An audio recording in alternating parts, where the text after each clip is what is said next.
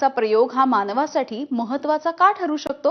बघूयात उंदरांची ही अंतराळ वारी।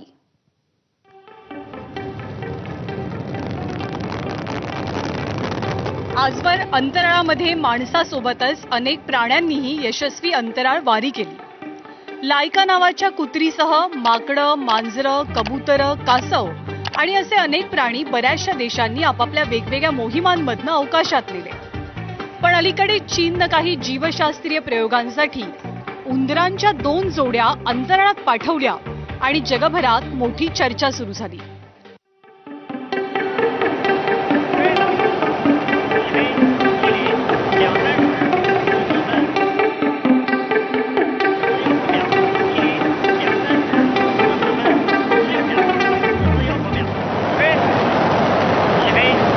चीनच्या मिशनचं नाव आहे शेन्झ्यू 21। हे मिशन 31 ऑक्टोबर 2025 ला लॉन्च झालंय। या मिशनमध्ये 3 अंतराळवीर 6 महिने अंतराळात वेगवेगळे वैज्ञानिक प्रयोग करतील आणि या दरम्यान त्यांनी सोबत नेलेल्या 4 उंदरांवरती सुद्धा खास प्रयोग केले जातील।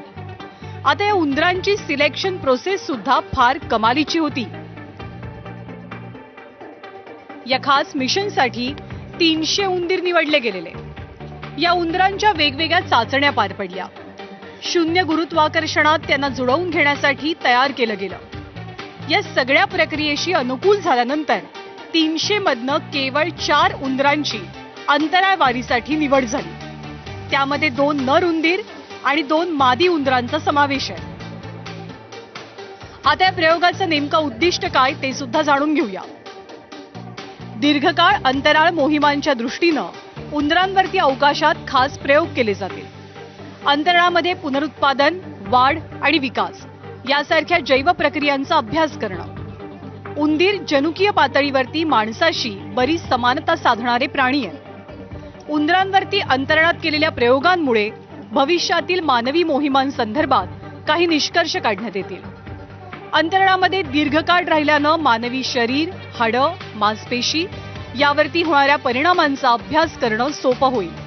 नवीन तंत्रज्ञानाच्या नुसार उंदरांचा अगदी जनुकीय पद्धतीने अभ्यास करण्याचा प्रयत्न चीन करत आहे, ज्याच्यामध्ये भविष्यामध्ये जर मानवाला दीर्घकाळ अवकाशामध्ये पाठवावं लागलं, काही वर्ष जर जायचं असेल किंवा त्याहीपेक्षा जास्त काळ अवकाशामधून जायचं असेल तर माणसाच्या अनेक पिढ्यांना अवकाशामध्ये पाठवावं लागेल। आणि यानंतर या बुलेटिनमध्ये इथेच